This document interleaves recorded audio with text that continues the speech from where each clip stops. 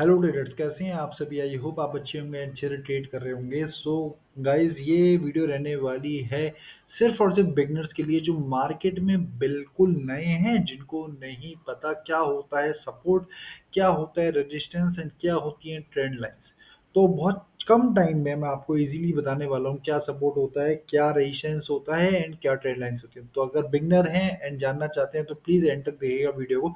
ज़्यादा टाइम नहीं लूँगा आपको। ये है फॉरेक्स में गोल्ड का चार्ट XCUSD, जिसमें मैं आपको बताने वाला हूँ सपोर्ट एंड रेजिस्टेंस कैसे मार्क करते हैं। पहले हम बात करेंगे सपोर्ट एंड रेजिस्टेंस की, उसके बाद हम बात करेंगे ट्रेंड लाइंस की। ठीक है, सपोर्ट होता क्या है? सपोर्ट होता है एक एरिया जहां से कोई भी मार्केट में कोई भी इंस्ट्रूमेंट हो, लाइक गोल्ड हो, सिल्वर हो या कोई करेंसी हो, राइट।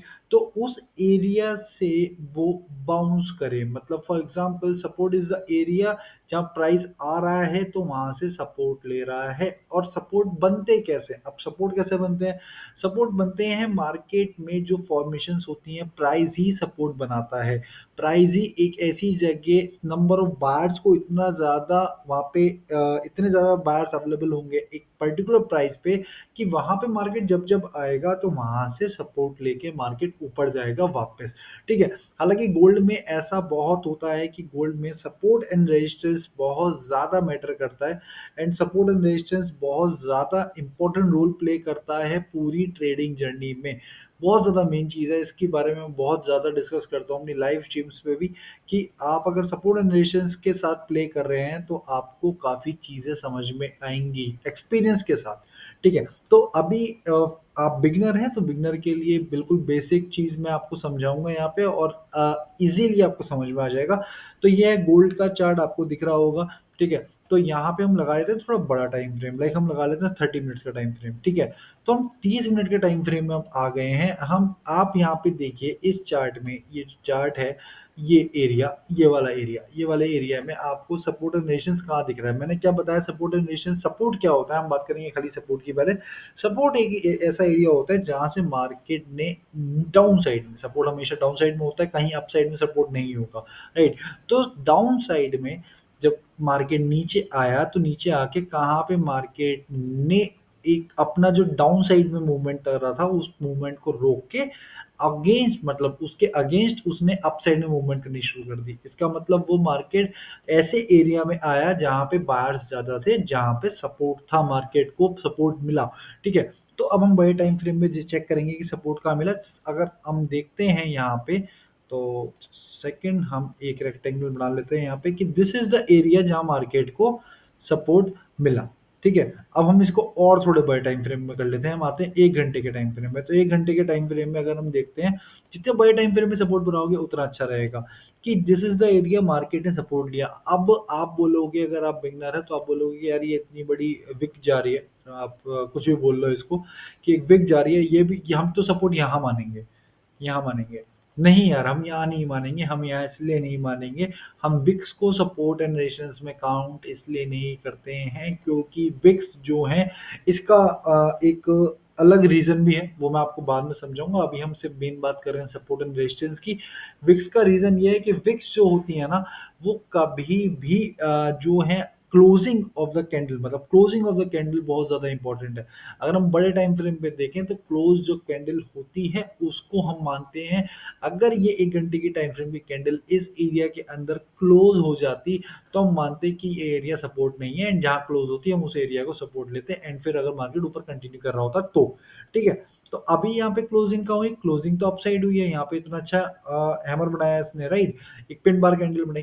तो दिस इज द एरिया, हम बॉडी को लेंगे कि दिस इज द एरिया जहां पे मार्केट सपोर्ट ले रहा है। अगर नंबर ऑफ एवरेज बॉडीज लगाएंगे तो ये एरिया बनेगा सपोर्ट का, कि एवरेज बॉडीज यहाँ पे ज्यादा है तो this is the area of support. ठीक है। ये थोड़ा सपोर्ट का मतलब आप बार बार जब उसे बनाओगे ना किसी भी चार्ट पे सपोर्ट, तो अब आपको समझ में आएगा कि सपोर्ट कैसे फाइंड करते हैं, बहुत ज़्यादा ज़रूरी है। अब आप एक चीज़ देखिए कि यहाँ पे मार्केट ने इस एरिया पे सपोर्ट लिया एंड मार्केट अपने हाई पे गया। ठीक है। हाई पे जाके जब मार्केट ने दोबारा फॉल किया तो एग्जैक्टली सेम जगह से दोबारा सपोर्ट लिया। इट्स मीन क्या? अब मैं आपको बताता हूँ सपोर्ट इतना इंपॉर्टेंट रोल प्ले कैसे करता है, क्योंकि इस एरिया में जस्ट सेकेंड, एक मिनट रुक जाइए ज़रा। इस वाले एरिया में इतने ज़्यादा बाहर से स्ट्रॉन्ग थे कि उन्होंने इतना बड़ा मूव दिया। ठीक, मैं मानता हूँ कि मार्केट अच्छा फॉल किया, बट दिस एरिया जो ये एरिया था यहाँ पे एक अच्छा स्ट्रॉन्ग सपोर्ट था, इस वजह से मार्केट में बायर्स जो थे वो दोबारा यहाँ पे एक्टिव हुए, क्योंकि उन्हें गोल्ड सस्ते प्राइस में मिल रहा था बाय में एंट्री बनाने के लिए, खरीदने के लिए। तो उन्होंने इसलिए यहाँ पे दोबारा एंट्रीज बनाई एंड मार्केट को अपसाइड लेके गए। अभी हालांकि पूरा अपसाइड नहीं लेके गए, बट स्टिल ये सपोर्ट का एरिया था, तो यहाँ पे उन्होंने बुलिशनेस दिखाई है। बुलिशनेस, बुलिशनेस मतलब कि मार्केट में लोग बुलिश है, मतलब बाय साइड में है, बेयरिश है मतलब सेल साइड में है। इतना आई थिंक आप स्ट्रीम्स देख देख के समझ गए होंगे, अगर बिल्कुल ही बिगनर है तो।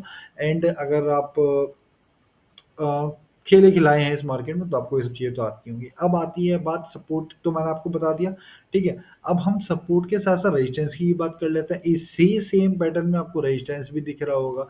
रेजिस्टेंस का मतलब है कि कोई जगह जहाँ पे मार्केट प्रेशर दे रहा है उसको अपोजिट साइड जाने का, ठीक है। अब इसको क्यों नहीं बोलेंगे हम resistance, this is a support area, ठीक है। देयर इज अ सपोर्ट, अब हम इसे सपोर्ट नहीं बोलेंगे, इसे रेजिस्टेंस नहीं बोलेंगे एंड इसको सपोर्ट नहीं बोलेंगे। रेजिस्टेंस मतलब जहाँ पे नेगेटिव साइड मार्केट जाने का प्रेशर दे रहा हो, ठीक है। तो अब हम देखेंगे, फिर हम 1 घंटे के टाइम फ्रेम में ही देख लेंगे, हम छोटे टाइम फ्रेम में भी देख सकते हैं, ऐसा नहीं है 1 घंटे के टाइम फ्रेम में देखना है। छोटे टाइम फ्रेम मतलब 5 मिनट में ना देखें, 15 मिनट, 30 मिनट, 1 घंटा इस टाइम फ्रेम में देखें। तो अब वहाँ पर आते हैं 30 मिनट के टाइम फ्रेम पे। तो 30 मिनट के टाइम फ्रेम पे हम देखते हैं कि मार्केट कंटिन्यूअसली बुलिश था, ठीक है। अपसाइड जा रहा था, अपसाइड जा रहा था, अपसाइड जा रहा था, अपसाइड जा रहा था। तो अपसाइड जाते जाते मार्केट ने क्या करा, मार्केट ने इस एक एरिया पे हाई बनाया एंड यहाँ से कंटिन्यू एक फॉल किया, अच्छा फॉल किया, ठीक। तो इसका मतलब क्या हुआ कि ये वाला जो एरिया था, जो हमने अभी मार्क मतलब जो जो हाई बनाया है, ठीक, ये एरिया जो बन गया एक रेजिस्टेंस। अब हम इस एरिया पे ऐसे करके मार्क कर लेंगे, ठीक है। हमने मार्क कर लिया। अब हमने इसको मार्क करके कर दिया, just a second, extend to right, right side इसको एक्सटेंड कर दिया। अब मार्केट जब दोबारा इस एरिया पे आया, ठीक है, आप देखेंगे एक विक ही टच हुई है बस।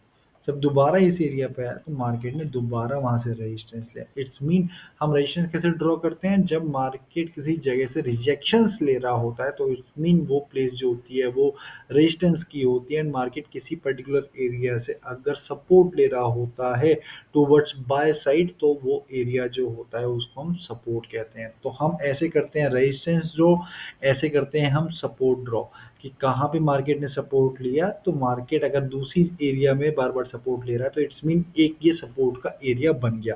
अब ट्रेंड लाइन कैसे बनाई जाती है, ट्रेंड लाइन के बारे में बता देता हूँ मैं आपको। अगर कोई कंफ्यूजन हो सपोर्ट और रेजिस्टेंस के बारे में, तो डू कमेंट कमेंट करिए।